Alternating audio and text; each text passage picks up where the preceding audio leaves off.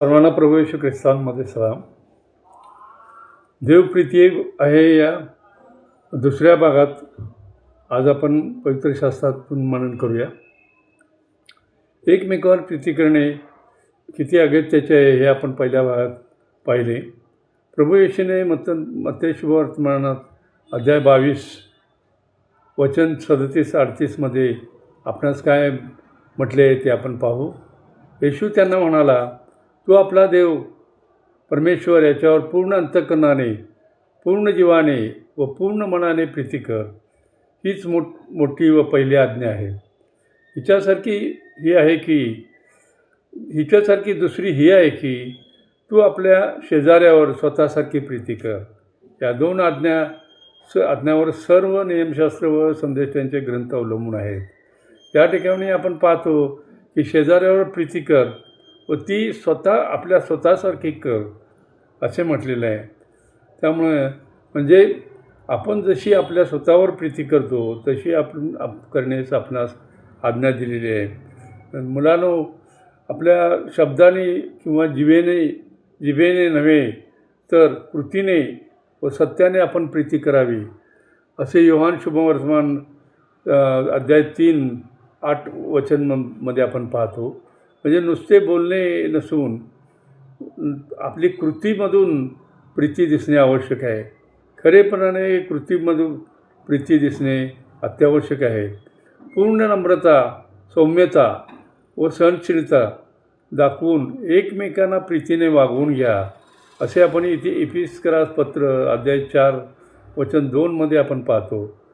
म्हणजे यानुसार आपले वागण्यातून पूर्ण नम्रता, सौम्य वागणं, आपलं सहनशीलता दिसली पाहिजे. तरच आपण इतरांबरोबर प्रीतीने व्यवहार करू शकू. प्रीतीमध्ये ढोंग नसावे. वाईटाचा वीट माना. बऱ्याला चिकटून राहा. बंधुप्रेमाच्या बाबतीत एकमेकांना खरा स्नेहभाव दाखवा. तुम्ही प्रत्येकजण दुसऱ्याला आदराने थोर माना असे आपण रोमकरास पत्र अध्याय 12 वचन 9 व 10 पाहतो. प्रीती वरवरची म्हणजे त्यामध्ये ढोंगीपणा नसावा. चांगल्या गोष्टीशी समरस व्हा. बंधुप्रेमामध्ये खरा स्नेहभाव दाखवा. अंतःकरणापासून प्रीती असावी व प्रत्येकाने इतरांना आदराने थोर मानावे. कोणत्याही बाबीमध्ये कमी लेखू नये. म्हणजे खरा स्नेहभाव व खरी प्रीती दिसेल. ख्रिस्ताने आपल्याकरता स्वतःचा प्राण अर्पण केला. ह्यावरून आपल्याला देवाच्या प्रीतीची जाणीव झाली आहे. तेव्हा आपल्या बंधूकरिता आपण स्वतःचा प्राण अर्पण केला पाहिजे.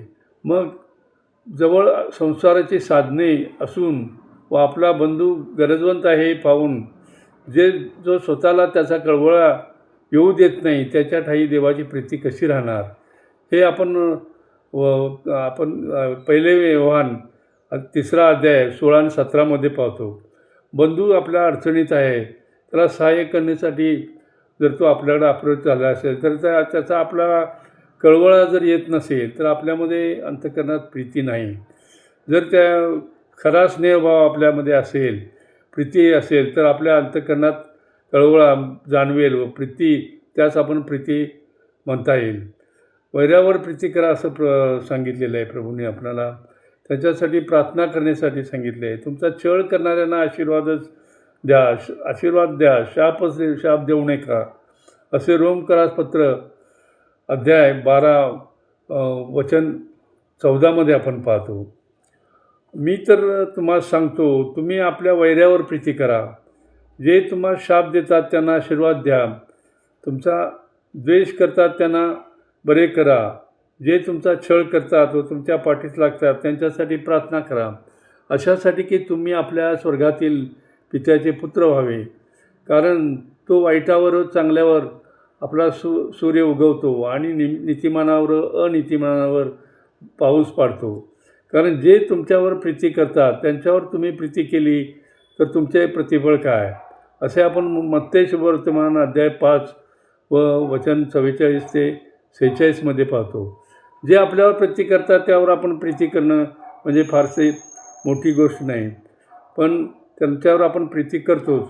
पण वैऱ्यावर म्हणजे आपला छळ करतात त्यावर प्रीती करा असं प्रभूनं सांगितलेलं आहे. त्यासाठी प्रार्थना करा त्यांच्यासाठी. जर आपण करत असेल तर त्यामधून आपली प्रीती दिसेल. कारण द्वेष कलह उत्पन्न करतो, तथापि प्रीती सर्व अपराधावर झाकण घालते, असे आपण नीतिसूत्र अध्याय 10 वचन 12 पाहतो आपण. जर आपल्या अंतःकरणात प्रीती असेल तर ती सर्व द्वेष, वैर, दुष्टता विसरून जाईल आणि त्यावर प्रीती झाकण घालेल आणि त्यामध्ये प्रीतीमध्ये हे सर्व काढून टाकेल. स्वर्गीय सिंहासन सोडून आपला प्रभू येशू ख्रिस्त आपल्या पापासाठी पृथ्वीवर आला. रोमकरास 5 अध्याय 8 वचनानुसार आपण पाहतो. परंतु देव आपल्यावरच्या स्वतःच्या प्रीतीचे प्रमाण हे देतो की आपण पापी असतानाच ख्रिस्त आपल्यासाठी मरण पावला. वधस्तंभावर प्राण देऊन प्रभू येशूने आपल्यावर अगापे प्रेम केले. देवाने आधी प्रेम केले, म्हणून आपण देवावर व एकमेकावर निस्वार्थ प्रेम करावे. हे प्रेम सहन करते, माफ करते आणि त्याग करते. कारण प्रीती ही आत्म्याच्याद्वारे होणारे फळ आहे, असे आपण गलतीकरास पत्र 5 अध्याय 22 पाहतो. पवित्र आत्म्याच्याद्वारे आपल्या अंतःकरणात देवाच्या प्रीतीचा वर्षाव झाला आहे, असे आपण रोमकरास पत्र अध्याय 5 वचन 5 पाहतो. आपल्या सर्वांवर प्रीतीची कृपा प्रभूने केली आहे. आपल्या सर्वांमध्ये प्रभूने प्रीती आपल्याला दिलेली आहे. ती आपण सर्वांना प्रीतीमध्ये आपण सर्वांशी वागलं पाहिजे आणि ही आपण एकमेकावर प्रीती करावी, असं आपली प्रभूची आज्ञा आहे. आपल्या सर्वांस प्रभूमध्ये सलाम, प्रीतीपूर्वक सलाम. धन्यवाद.